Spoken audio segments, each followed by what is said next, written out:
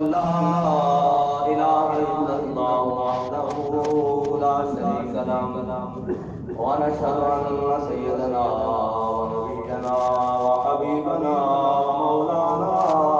محمدا عبده ورسوله أما بعد فأعوذ بالله من الشيطان الرجيم بسم الله الرحمن الرحيم قال الله تبارك وتعالى في القرآن المجيد إن الدين عند الله الإسلام صدق الله العظيم وصدق رسوله النبي الكريم الأمين إن الله وملائكته يصلون على النبي يا أيها الذين آمنوا صلوا عليه وسلموا تسليما الصلاة والسلام عليك يا سيدي يا رسول الله وعلى آلك وأصحابك يا سيدي يا حبيب الله الصلاة والسلام عليك يا سيدي يا رسول الله وعلى آلك وأصحابك يا سيدي يا نور الله الصلاة والسلام عليك يا سيدي يا رسول الله وعلى آلك وأصحابك يا سيدي يا خاتم النبيين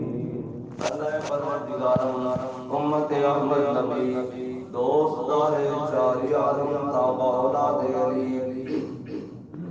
مذہب حنفی ادائے ملت حضرت خلیل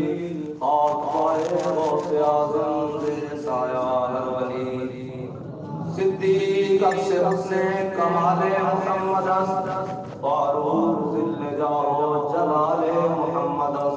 عثمان ضیاء شمع جمال محمد حیدر بہار باغ خصال محمد صلی اللہ علیہ وسلم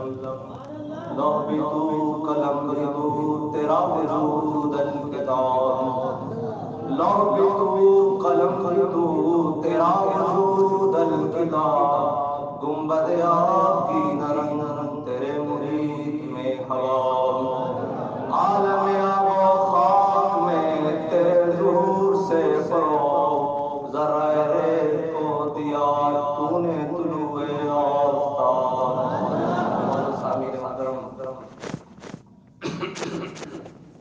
حضور سید عالم صلی اللہ علیہ وسلم نے فرمایا کہ اللہ تعالیٰ برائی کو برائی سے برائی سے فرماتا اللہ تعالیٰ برائی کو برائی سے دور نہیں فرماتا بلکہ وہ اچھائی اور نیکی سے برائی سے دور کرتا ہے اور میرے آقا مولا نے فرمایا آلودگی کو آلودگی سے پاک سے کیا حضور سید عالم صلی اللہ علیہ وسلم سے غلاموں ہم نے کچھ ایسا فیصلہ سنا کچھ ایسی تحریر سنی جس کو سننے کی سکت کم از کم ایک مسلمان کے کان میں اس کا بات نہیں اٹھا سکتے وہ جی کی مسجد گرا وَأَنَّ الْمَسَاجِدَ بس یہ قرآن کی نصیحت ہے یہ مسجد اللہ کے لیے اور وَمَنْ أَظْلَمُ مِمَّنْ مَنَعَ مَسَاجِدَ اللَّهِ أَنْ يُذْكَرَ وَصَلَّى فِي خَرَابِهَا اللہ اکبر یہ قرآن کی نصیحت ہے لیکن بات یہ ہے کہ حضور نے فرمایا برائی کو برائی سے دور نہیں کیا جا سکتا وہ اس طرح کہ اگر کسی نے کوئی غلطی کر لی کہ وہ ایسی جگہ پر مسجد بنا دی تو جو صاحب اختیار و اقتدار بیٹھے ہیں کیا انہوں نے بھی غلطی کرنی ہے حضور سید عالم صلی اللہ علیہ وسلم کی ظاہری حیات کے بعد جناب حضرت سیدنا فاروق اعظم کے دور خلافت میں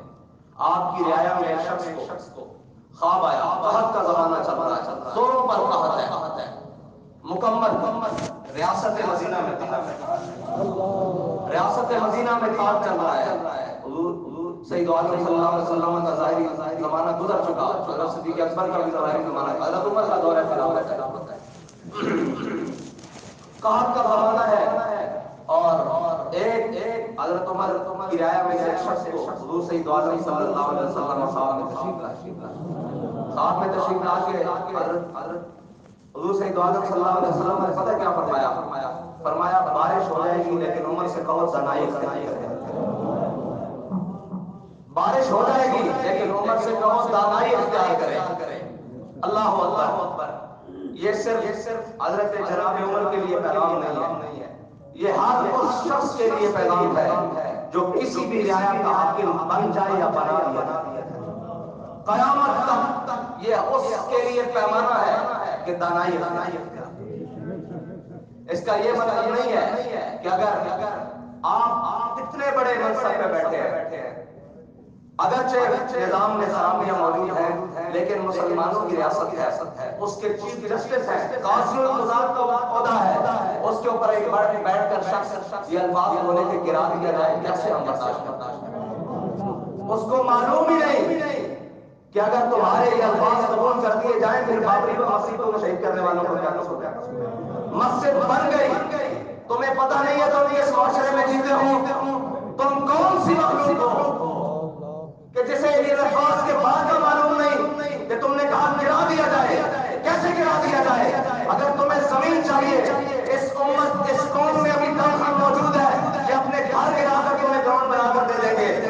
گراؤنڈ بنا کر تمہیں دے دیں گے. تمہیں گراؤنڈ چاہیے تو کیوں، ہمیں زمین چاہیے اس کے تبادلے میں تمہیں مل سکتی ہے. تم یہ کیسے کہہ سکتے ہو اتنے بڑے عہدے پر بیٹھ کر کہ اللہ کے گھر کو گرا دیا جائے؟ یہ کون مسلمان برداشت کرے گا؟ پھر تم کہتے ہو کہ کیا باتیں، تمہیں احساس نہیں ہے کس عہدے پر بیٹھ کر تم نے کتنی بڑی بات کی ہے کہ اللہ کے گھر کو گرا دیا جائے. تمہیں پتہ ہے اس کے وزن، اس کے الفاظ کے وزن کو کیا تم اٹھا سکتے ہو؟ تمہارے قبضے پوری ریاست اٹھا سکتی ہے، جو تمہارے دان آئے ہیں تمہارے سے بیٹھے نہیں اٹھا سکتے ہیں، کوئی بھی نہیں اٹھا سکتا. بابا جی نے فرمایا تھا کہ تک نہیں لڑی گالبات جانی اور ایک 70 لاکھ دے کے 50 لاکھ دے کے جیسے عمران خان نے گھر میں کھڑا ہے سیدھا کے ادھر رابطہ کرے کی چاہیے قانون خون چاہیے جانا چاہیے بچے چاہیے مال چاہیے زمین چاہیے تبادلے کتنے چاہیے دنیا میں اسی قانون دیتے ہیں رابطہ کاری کرانا واسطے رہ گیا.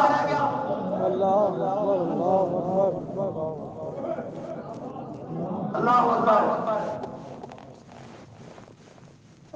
ایک جی